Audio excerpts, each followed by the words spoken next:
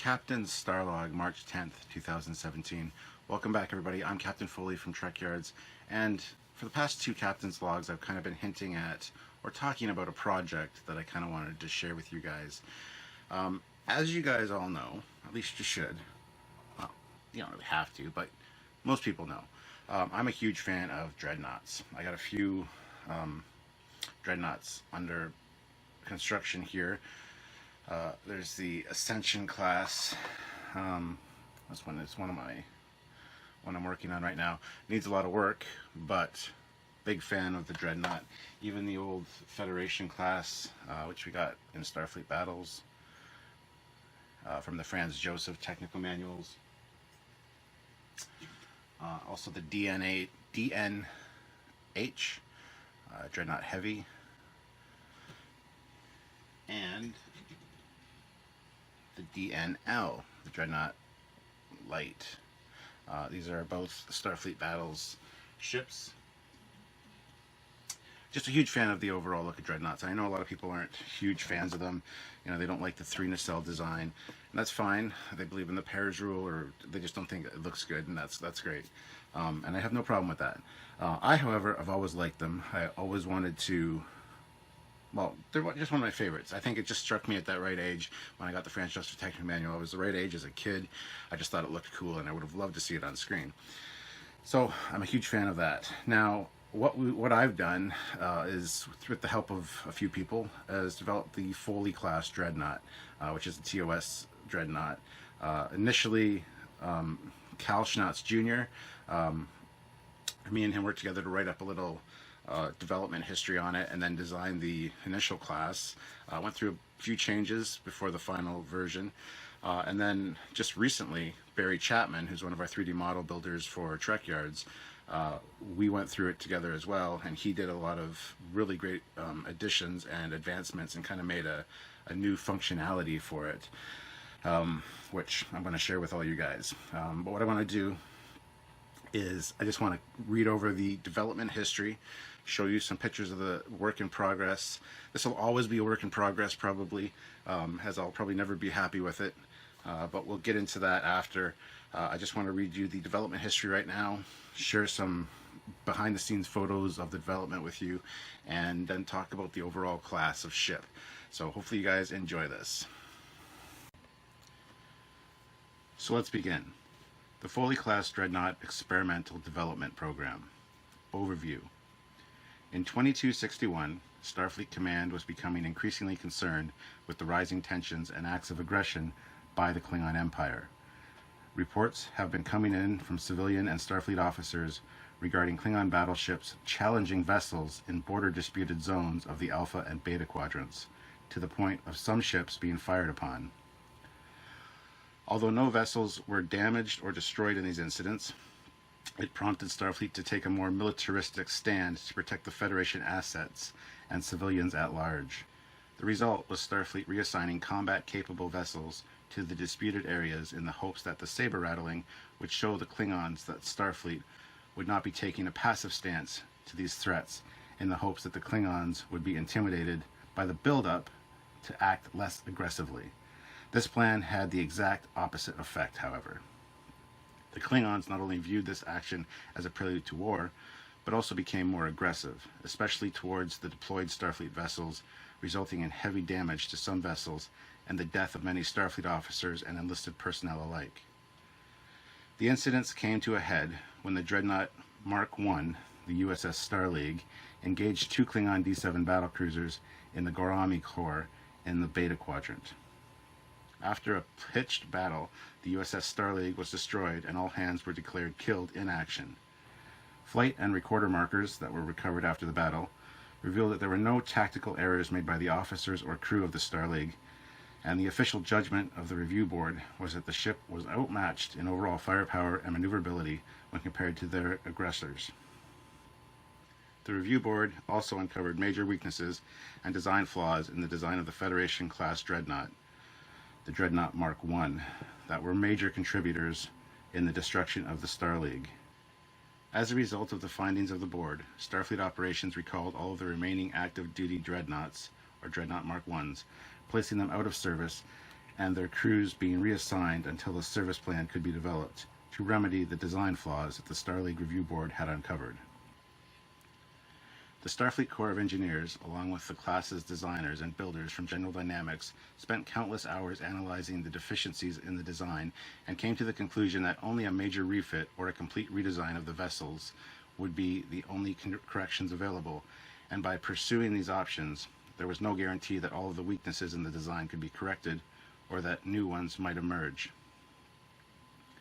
As a result, Starfleet decided that the resources to refit or rebuild the Federation class would be better used to commission a new class of Dreadnought, and released a proposal to the Federation Armed Forces Appropriations Committee to gain the funds to design and build a new class of Dreadnought, to take into account the design weaknesses found in the Federation class and eliminate them in the design and computer simulation phases, while incorporating a new X technology that sufficiently passed the testing and operational stages that were scheduled to be incorporated into the new Constitution II class heavy cruisers and the Enterprise class heavy cruiser development projects.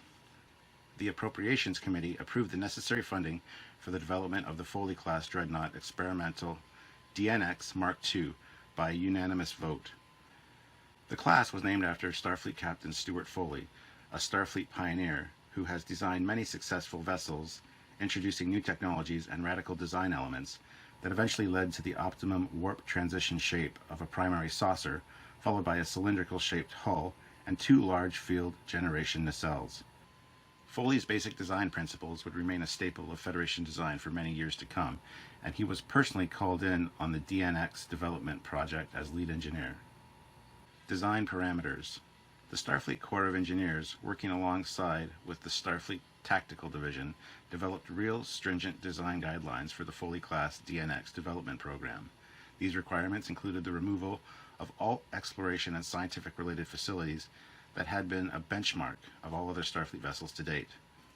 This was due to the fact that one of the flaws with the Federation class design was pinpointed as being designed as a dual mission vessel, which greatly diminished their role as a combat vessel by adding to their overall mass and crew effectiveness during combat situations. With the deletion of these facilities, the Foley class may be less mass, thereby increasing their maneuverability when in the presence of a gravity mass on impulse propulsion, while giving the vessel a significantly reduced sensor profile.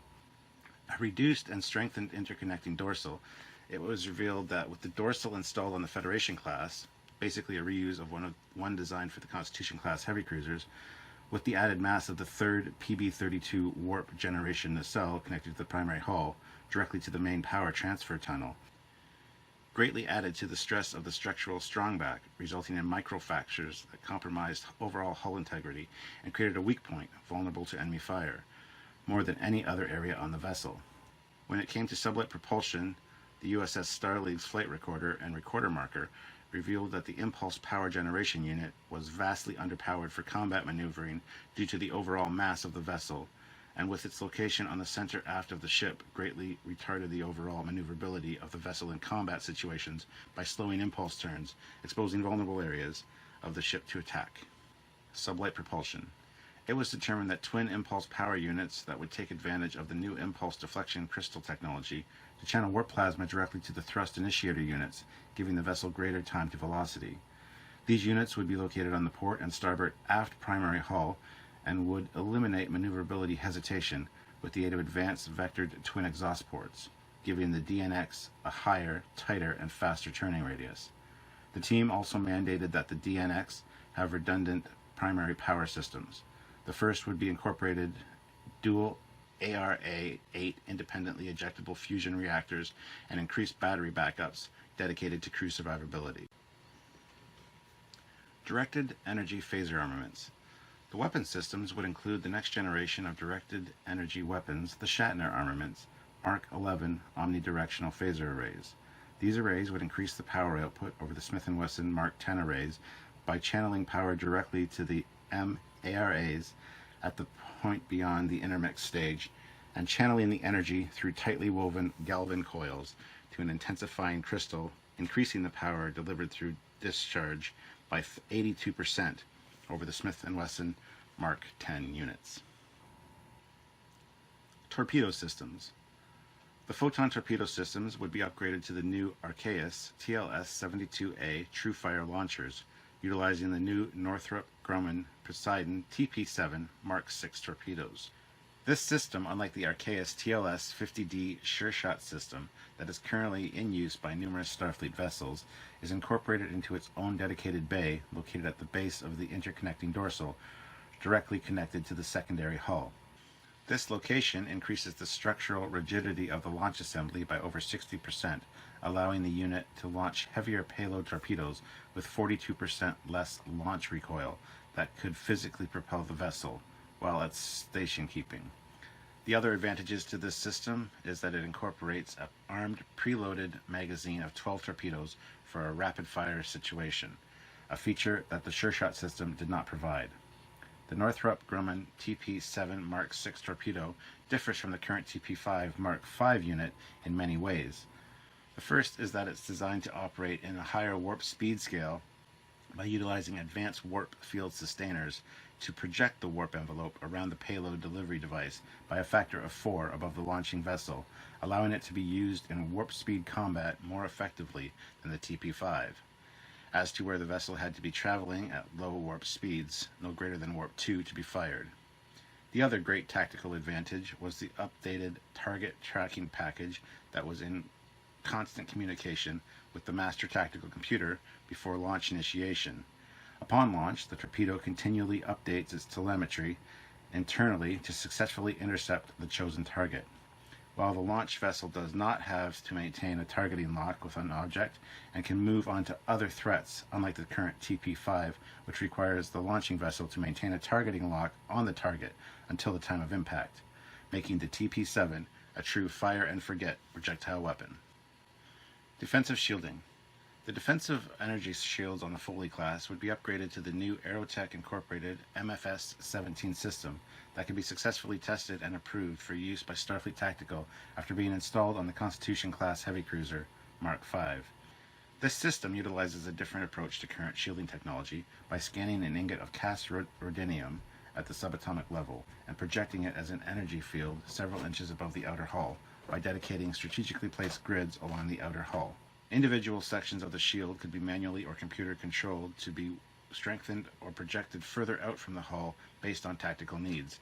While these shields can be weakened by sustained fire, the replenishment time is 70% faster than the shielding systems currently in use, and they can replenish indefinitely, providing that the dedicated high-energy output source is available. Tactical systems. With the deletion of the exploration and scientific equipment and facilities, this opened up space for increased tactical and weapons control systems. At the heart of these systems was Daystrom Technologies' Duotronic Tactical Operations, TACOPS 17 M6 computer core, that was installed in pairs, one in the primary hull and a duplicate backup in the secondary hull, and were in constant communication with the main computer cores installed, acquiring real-time vessel status during combat situations that greatly aided in the decision-making process and crew efficiency. The tactical computers were also directly hardwired into all of the vessel's standard sensor and scanner systems, as well as the dedicated tactical sensors and scanners, allowing these systems to operate as a single entity able to track and evaluate 1,250 potential targets at once, and prioritizing those targets based on real-time threat levels. In times of reduced crew performance or extreme damage, the TACOPS 17 M6 could carry out all defensive and offensive tactics autonomously without crew member intervention.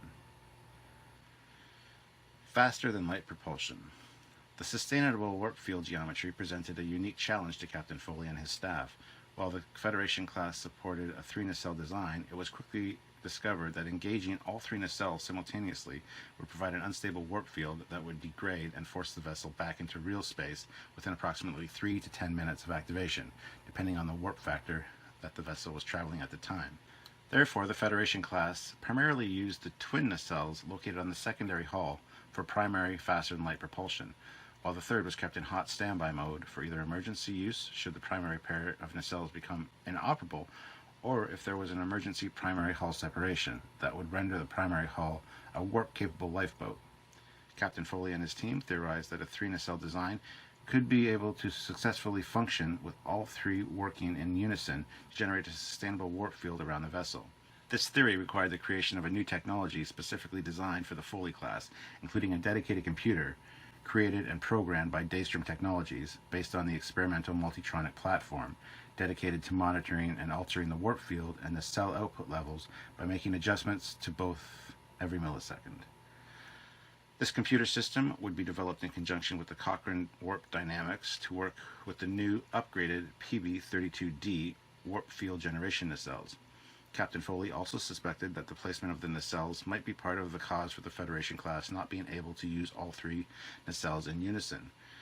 After numerous computer simulations and experiments, Captain Foley correctly deduced that if the nacelles were brought within the aft center line of the vessel and offset so that the top or third nacelle was placed further aft from the two connected to the secondary hull and positioned close to the center of gravity of the vessel, that the warp field would remain stable in the low to high end velocities. During simulations with the FTL upgrades, the vessel maintained an emergency speed of warp 15.2 for 16 hours and could maintain a normal cruising speed of warp 9 with no degradation of the warp field surrounding the vessel. Old warp scale, of course. And that's it, guys. It was a mouthful. That was written by Cal Schnatz Jr. It's pretty fantastic.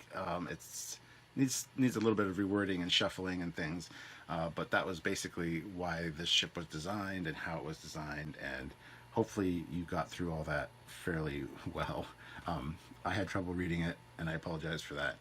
Hopefully it was edited fairly well. I think I did a good job. But no. So the initial design, I mean, is very different than the one we finally went with. Even the one that Cal did. I mean, the first one had the strong back on the back of the secondary hull. It had the third nacelle on there, and then the two nacelles coming straight out of the secondary hull. Very standard Constitution class kind of saucer. Looked all right. But then we did some modifications to it. Changed the connection points on the bottom for the nacelles to point down the struts, and shaped them very similar to the Belknap or even the Ascension class. This isn't the Ascension class. This is the Federation class refit. Sorry, the Ascension class has them attached on the bottom, but the shape of the struts are very similar on the Foley class. So we did some design improvements there. Initially, the back of the neck was very straight. It's much straighter. It wasn't quite as angled. Again, we went through a lot of design iterations during the course of this whole thing, and Cal did a fantastic job of kind of bringing my vision to life, so I thank him for that. Now, we even had at one point the thought that because this is the Dreadnought class, it's got a hangar at the front and the back. There would be like a fly-through hangar, but kind of it's offset a little bit.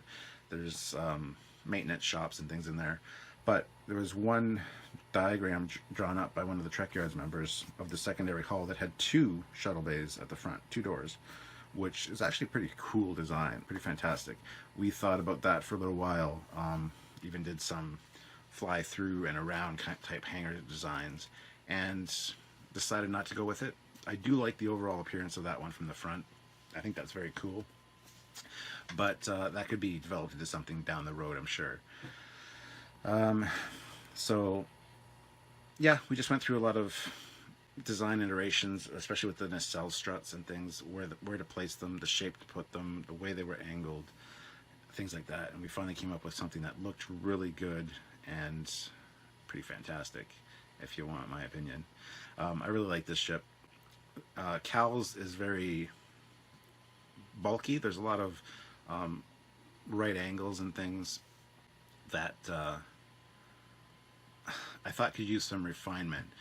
And that's when Barry came in. And Barry, he had a few design ideas himself, because he's a big fan of TOS design aesthetics and things, and thought that he would want to make some changes.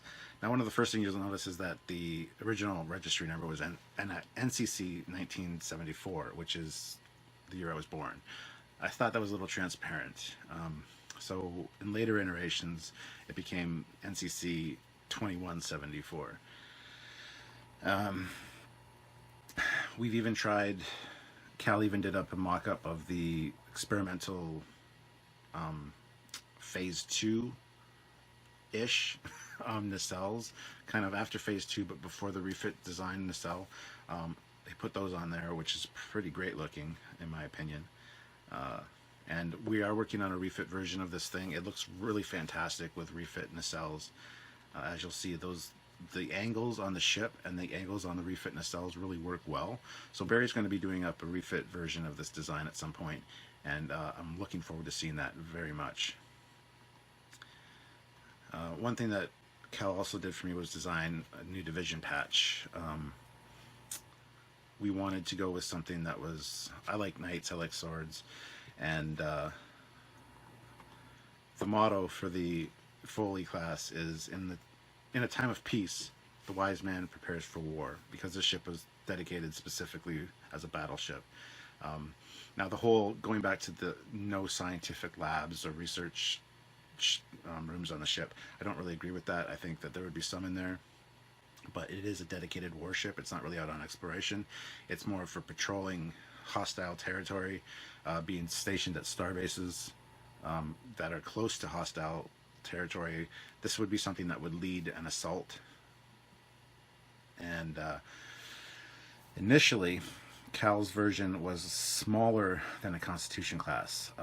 As we found out when we did our Dreadnought episode, the Dreadnoughts for the Federation, compared to other factions like the Romulans, the Klingons, whatever, were much smaller. The other factions tend to scale their Dreadnoughts up, and that, to me, that's the very definition of a Dreadnought, something that's scaled up, more powerful. But we have a size chart that shows the Dreadnought scaled to the Constitution class. It's a little bit longer, but right below the Dreadnought, the Federation class Dreadnought, is the Foley class, the original Foley class design. Smaller than the Federation class. A little bit shorter than the, well, a little bit longer with the third nacelle than the Constitution class, but still not big enough in my opinion. The new one that me and Barry did put together is more sized up, which really works better for me. So that's one thing. But another thing Barry and I wanted to incorporate was the saucer separation capability, and kind of the first experimental steps into a reintegrated saucer that could reattach itself. And one thing we wanted to do was get that third warp nacelle on there, so we had a warp capable auxiliary ship or lifeboat.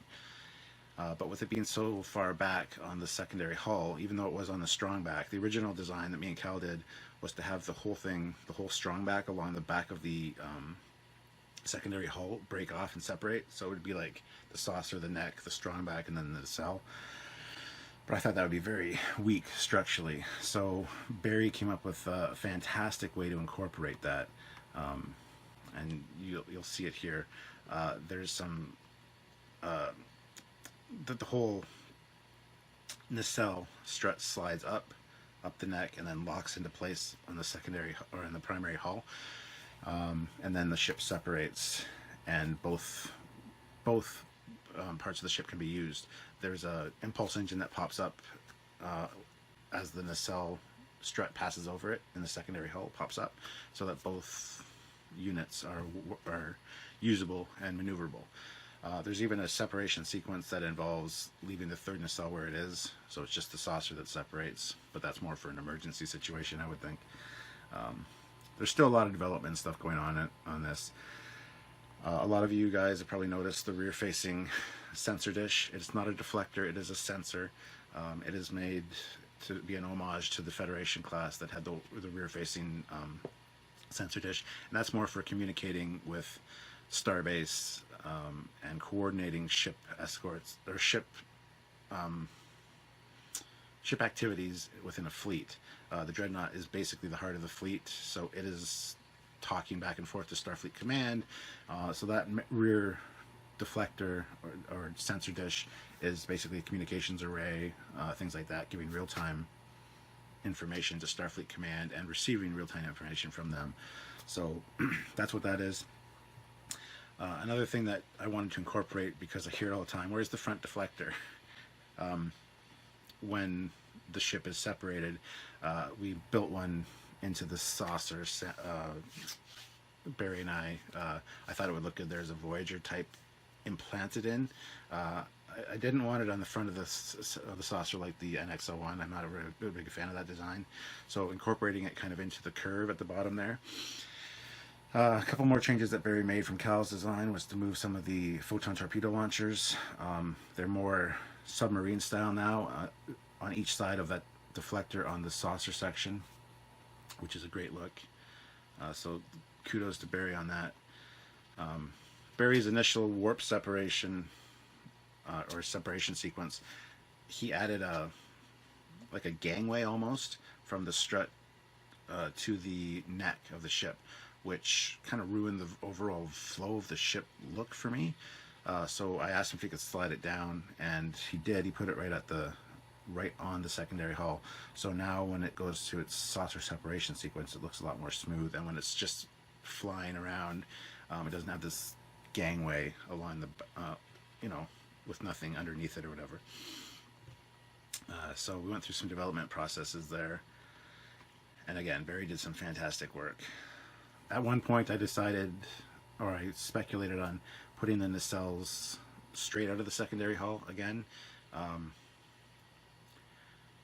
But as you can see, the look of that doesn't really look too good. The lower attachment points are much better, and those could theoretically have explosive bolts, just like the Belknap or the Ascension class Dreadnoughts that explode, and the nacelles and the struts will drop away from the ship should there be an emergency. So yeah, fantastic ship. I'm in love with it. I think it looks great. And there's a few things I'd probably want to still tweak and change, but that'll happen over the course of a little while. This incorporates the new phaser ball turrets like we see on the refit, because this is a step between TOS and the refit kind of technology. Even the impulse crystals at the back of the saucer speak to that. So yeah, like I said, we're going to be doing a refit version of it at some point. I'm looking forward to really seeing that, because as you can see, when you put refit nacelles on this thing, it looks fantastic. It looks gorgeous. Those angles just flow with the rest of the ship. So I guess this is kind of the first ship to incorporate the reattaching saucer section, which is kind of neat. And here we got some shots of it side by side with the original version and the new kind of, I guess, minor refit version. So Cal Schnotz Jr.'s version, and then Barry Chapman's version. And you can see the changes here. Now, I don't know if a lot of you are familiar with Bill Krause. He's on Facebook. He goes to Winterfest all the time. He's done the USS Sentinel, the USS Wasp. He's doing the USS Repulse, the Hood. He's got a lot of great TOS designs, and he understands the TOS aesthetic. So I sent him the ship. He absolutely loves the design of it, but he made one addition to the spine that he thought would look better. And even has the slide-up nacelle configuration. To me, it makes the ship look a little bulky.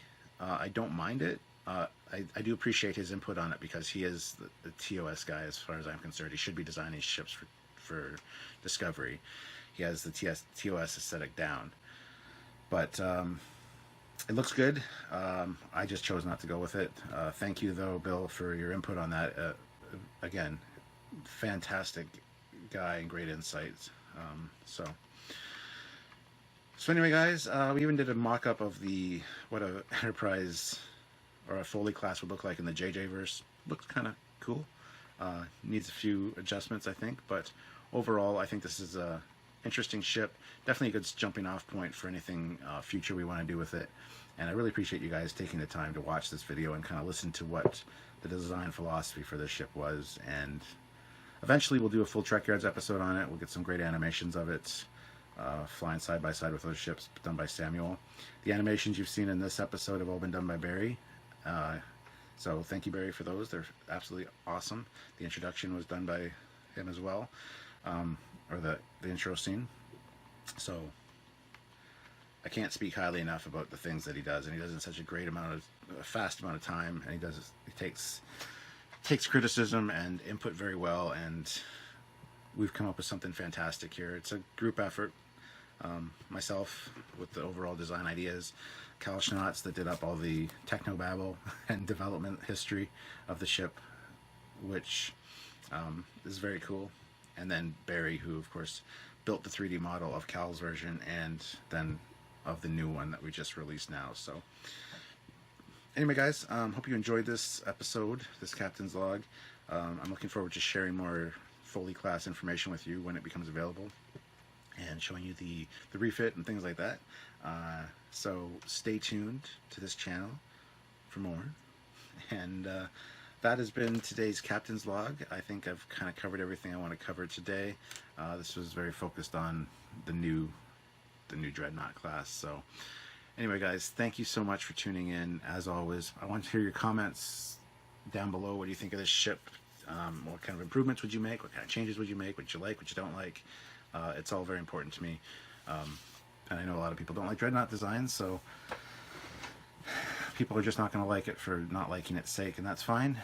But please know that this was developed over a long period of time. It took a lot of hard work by a lot of people.